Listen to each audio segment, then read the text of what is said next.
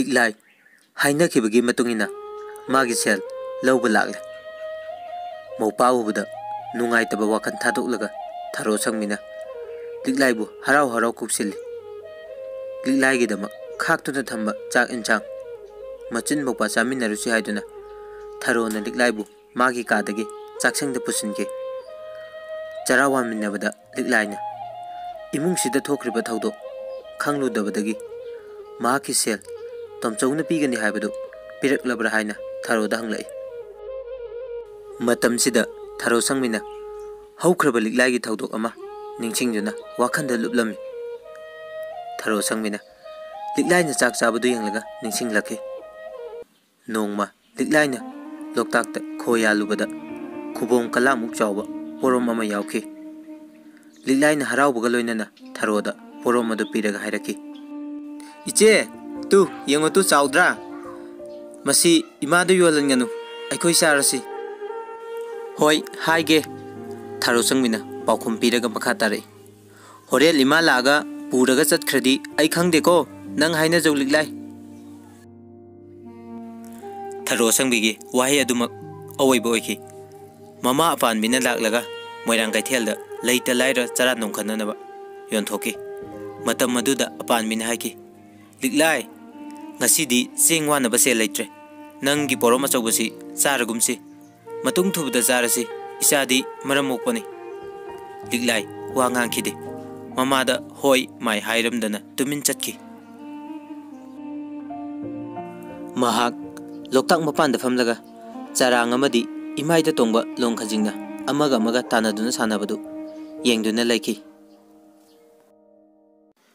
ngasi liklai da tharo sangwina पिजरीबदु पोरोम थोंगमनी खंथरुरगा थारो संगबी लिकलाइबु हेना नुंसीजरे हौखिबा लोकताक थांगागी मतंबु नुंसीजै खुदक मक्तुदा लिकलाइना हंगलकी इचे मामोगी पैसादो पिरक्लबरा थारो संगबी खुदकता पाउखुम पिबा ngamखिदे हौखिबा अहिंगी थौदो अमसुंग नोंगानबदगी इमुंगसिदा ओइबा फिबमदा थारो संगबी लिकलाइगी सेल हंगलुबदी लाइरदुना चाकफम थकपम फावबा खंगनद्रिबनी थारो संगबिना खुमलाई पिरक्ट्री वाहे अदुगा लोइनाना तोमचौगी इमुंगदा थोक्लुबा थौदो खुदिमक लिकलाइदा सेंगना खंगले मचेगी वारिसिंग अदु तारुबदा लिकलाई सेल फंगनी हाइबा थाजरक्त्रदुना मचेगी नुंगाइतबा कोकनबा हाइरई अदुदी कोना खनरजि इचे आई चटलगे ngaikho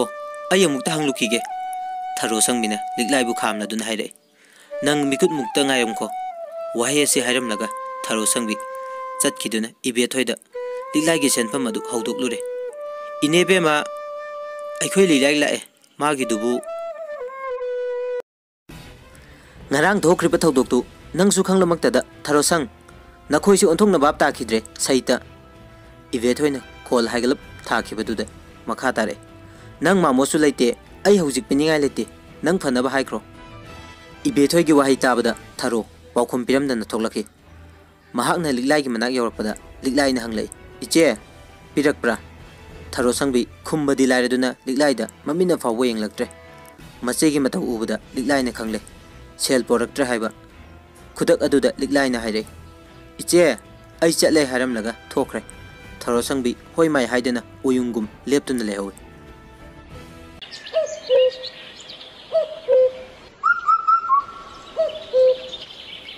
matam kharagi matungda थारो संगबी मचू ताबा फिजुअल सेटलगा ख्वाइरमबन गथेन चतनबा इबेथोइगा लोइनना थोकमिनरे इबेथोइना गथेन चतपदा मी अमा अनि लोइनबा तोक्ते ngasiदी थारो संगबीगी नुमित थुंगलुरे इबेथोइना था अमगी मनुंगदा अहुम मरिरक ख्वाइरमबन चतले चाना थकनबा पोलम फिरोन अमदी उसोप नत्रगा चक्चा हाइजानबगी पोट लैबा टिकबा इबेथोइना हाइनिंगदबा मतमदना बहादुर इबोतोन अमदी सनातोमना चिंगबदा थबक सिंग अदु सिने इबेथोइगी थबक तौबदा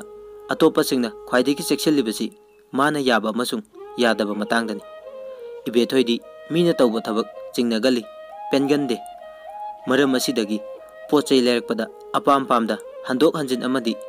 ममलगा पोटका चानदे असिना चिंगबा वाथोक वाचाउ कया तोयना थोइ मसिमकना मागी पाकोन चटपिनबा मी लैसिलक्त्रे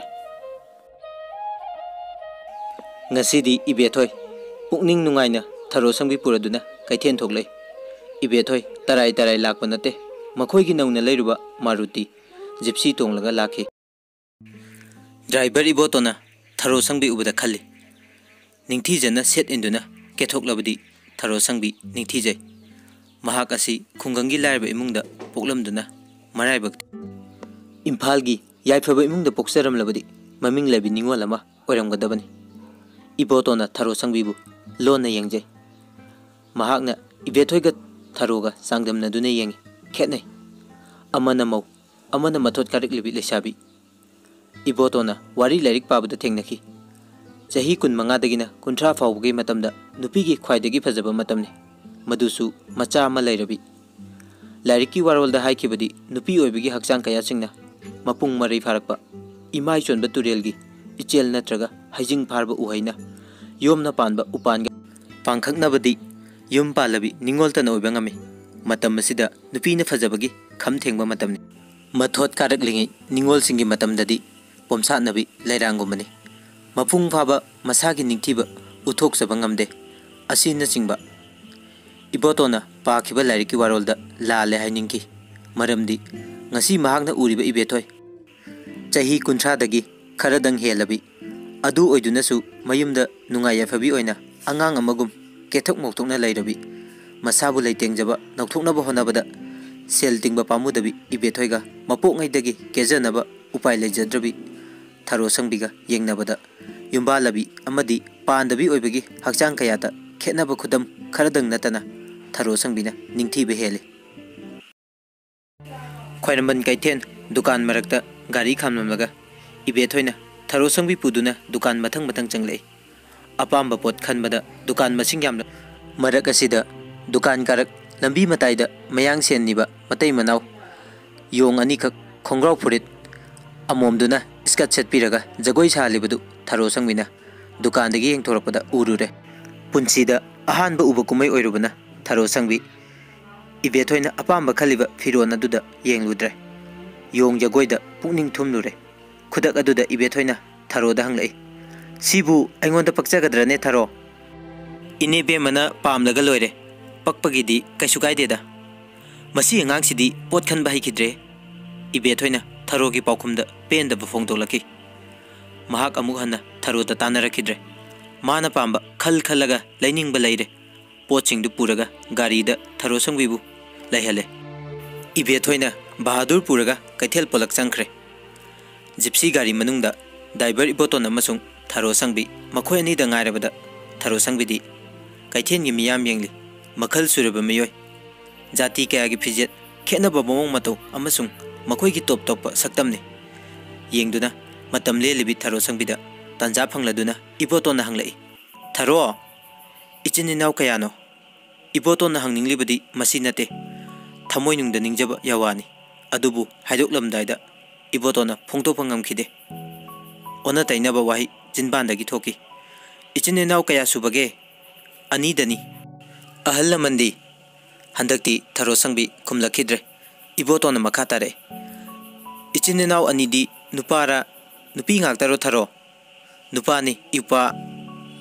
अहल सिंगदी कैदौरी लौ इंखोल सुरिब्रा नत्रगा पाबा लेखिद्रे इमा लुखाबीने योकपनी थरो संगबीगी वाहाइदुगा लोइनना महाक लुक्थगे खंगौदना नुंगाइतबा सकपम लौरखी इबोतोनसु थरो संगबी उबदा खलै अगी वाहंगदा करी एकाइबा यावख्रबगे हाइना इबोतोन वाही मखा ताथागदबा हंगोइरे महाकना ngayak laire khaire aisu apok ima laikidre लोनबी Imangi पोमिनदबा इचिननाव खरा लै इहै इचिन तंबदा खुदोंग चाद्रदुना गाड़ी थौरिसिनि थरो इबोतोना मखा तारखि मियोइबदी तंबा ngamde tungda ओइग्रदबा कनानासु हाइबा ngamde अनिंगबा अपामबदा चटपसु यादे मतम मतमदा थोक्लबा मायोकनबा नतना उपाय लेते मसिदा वाई नुंगाई हाइदुना सिंथानिंगाई लेते खल्ली आइदी तादा खोइना नुपानीदना थरो संगबिसु इबोतोना हाइखिबगुम मसागे अनिंगबा मखाताना फोंतोकसरे लाइबकी हाइरुबदी ngasi aiga तादा खोइगा उनरिबसिसु अमनी थांगदा बोक्सबी अमना इम्फानगी लैमयonda सैदांगदुना लैरिबसिना खुदमने तंबा ngamde अदुबुनी थरो अइना निंगबा काइनिंगाई लेते हाइखिबदो इबोतोन मखा तारे हाइनबगी हाइनबा मतंग जारिङैदा अइगी निंगजबा खरदंदी फोंदोक्सनिङि यानिंगद्रा याबिरोइद्रा हाइबदुदी नाकी मखा पोनबनी थरो लाइबक फब कनागी मपु पानख्रबी लैरांगला नत्रगा पाखंग अमा ओइना लैरांग लेखोक संजगे हाइबबु इबोतोना मखा ताथब ngamdana तोखरे इबोतोन गी वाहै मथंग मथंग तारुबदा थरो संगबिगी माइथोंग असुम असुम लुक्थखिबदगी हाइगलखिद्रे इबोतोन गी वाहैदा होई माइ पाखुमलकपदी लायरदुना थरो संगबी सोर फावबा पिकथकी महाकी मिलुदा खंगौदना पीगी इरा हौरकले थरो संगबी अवाबगिरा नत्रगरा नुंगाइबगिरा कनासु खंगदे इबोतोन गी मांगोइनना लैरिबा गारी मिंगचेंदा थरो संगबिगी ममी मयेक सिंगना तारी इबोतोन मरक मरकता मिंगचेलदा थरो संगबिबु यंगजे महाक नुंसा थिरकले महाकना हाइकिबा वाइसिंगदुदा थरो संगबिगी थमोय थुगाइरदुना महाक कबलकपरा चिंगनाजरकले थरो संगबिगी मिलुदगी तारकलिबा पिरांगसिंगबु मखुत्ता पाइरिबा रुमालना तैथोकसनबा होनाय थरो संगबिदी महाकना कपचरबसु इबोतोन उखिदे हाइना खंजरमी मरमदी महाक इबोतोन गी तुंगदा फम्मी खुदक अदुदा थरो संगबिगी मफमदा अमुक हना इबोतोना सेंगदोकलाई अइबु लाना लौगनु थरो मीगी थमोय खंगदना लंगजरुबा अइगी इरानी यहौ थेंगबा ओइरुबना लैरांगी चानबीबा वाहि फंगजद्रबसु लैरांगी दमक पुंची कचनिंगबा कनागुंबा अमा लैरमी हाइबसिदंग नंगना खंगबिदुना अइगी पेंजबा ओइजगे इबोतोन याम निंगमदना मखा तारे अइ अमुक हना नंगी नफमदा इसागी वाहि फोंदोकजररोय थरो थरो संगविना खली करी हाइना खुमचिगे पुंचिगी अहानबा खोंगफमनी इंखलकपगी मपुंग फादबा ग्यानी नुंसिनबगी ताइबंगदा खोंगदा जद्रबी थरोना करी पाखुमफम थोकपगे खंगजदबना निंगोलबु मरौ लैबी नुंसि खंगदबी ताहले पाखुमजगी मखली हाइदोकजबा ngamjade अहानबा पुंचिगी अयुक्सिदा खुलाम काम फत्रबी ललोनबिगुम माइथीरगदरा तिंगनाजरे खनबा मखै खल्लुरगा इकाई इकी थादोक्तुना थरो संगमिन हाइरे अइदी कैसु खंगजदबनी अइबुलाना लौबीगनु थरो संगबिगी वाहि लोरकपदा मांगदा इबेथोय अमदी बहादुर पोट मयोम पुरदुना यौरकले इबोतोन मखाताना पुकनिंगी वारोल फोंदोकपा याकिद्रे मखोय अनिमक अमन अमबु थमोइनुंगदा किसी थमनारगा तोहौरे ngasai makai thajinda phungkatlamba tharo sangbigi sor haujikti chaning tana honthajaba haurai khudaktuda ibethona hairai yengune tharo sibu aikoi panthoibida pakcharoidro ibethoina makha tare aidi paman khraduna lawraklabani noi mamona chairakpra khangdre pakchagani da tharo sangbina ibethoigi pidu lawraga makha tare memidi seli makai pakchai firon machu khande hoida नोई मामोना पामदे हारगा मागे पामा लेजरो हाइदुनी इबेथोइना हराउबगा लोइनाना गारीदा फमथरदुना मखा तारे इहे अइदी मरांग मरांग सिदा काउथुकलुरे thorough नोई इनमा पानबिदा पाउ पिखिनबा कनादा सिननी करिगिनो इने पेमा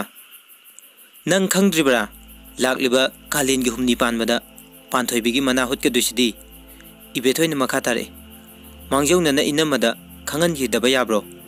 नोंमनिनी वालिङैदा लाक्लगा अवात अपा थबक इंखांग तानानबनीने थरो अदुगिदी इबुंगोदा हाइख्रगा सोइदना सिनजगनी नेबेमा यामना फरे इबोतोन गाड़ी थौरो इपेथोइना थरोगे पाखुम पिरदुना मखा तारे युम यौबगा चिठी अमा इहंदुना पिखिनबा तौसी थरो कावबा यादे मखोइगी वारी मखा सथरखिद्रे इबोतोनगी गाड़ी बीटी केंद्र जितुरतगी कंगला पाक निताइबा चुथेकलोमदा थौरकली खुदक्तुदा इखंग खंगौदना मियामगी सभा यात्राबा मांगदा लागले मियामगी परेंगना इसिंग इहौरकपगुम लाव खोंगदुना चंगसिलकलिबदु उबदा थरो संगबी इंगंगई महाक मियामदुदा मिटकुप्तना येंगले खोंगचत अदुगी मियामना अपुनबो खोलाउदा लाउरे सना लैबाक लैमयोन खुलाई पाइबा सिपाई थंबा यारोय मैतै कंगला असेंगबा लाइफमनी ब्रिटिश के लोइलम लैंगाक हौजिकसु चथरी मियामगी दाबी पीदबा यारोय मानब खुनाई मानब चाथुंग फंगल्लु फंगल्लु निंगतम भारत की अखोइसु नागरिकनी असिन चिंगबा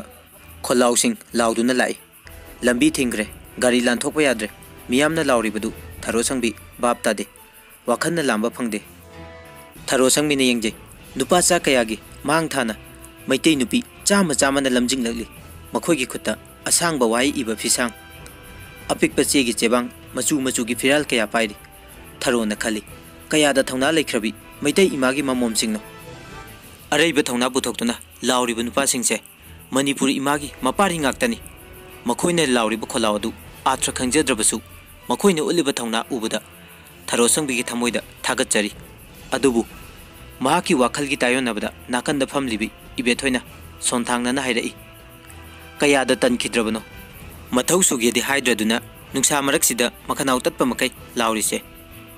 थरो संगबी मनेबे मगे वाहाइदु ताबदा हाइनखिदे हाइरुबदि ngamde mahakna mathanda nungaijakhide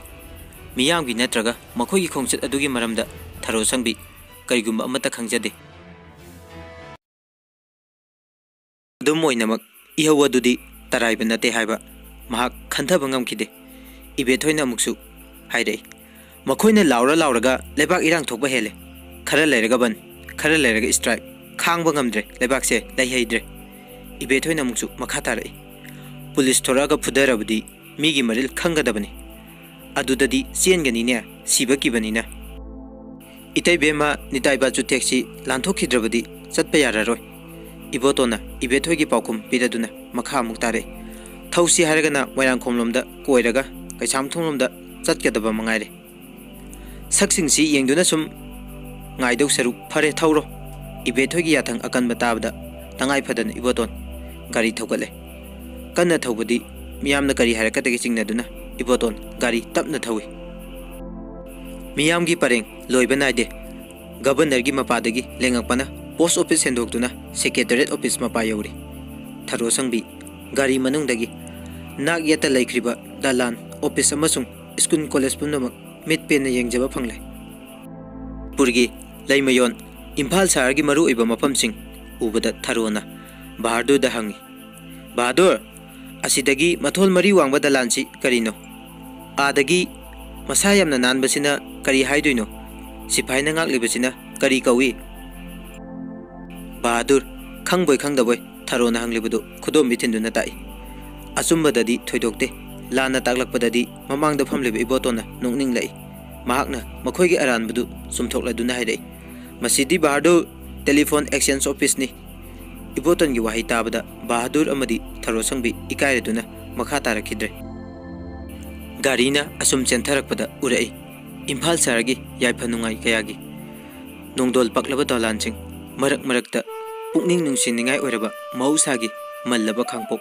इगी yum अमदी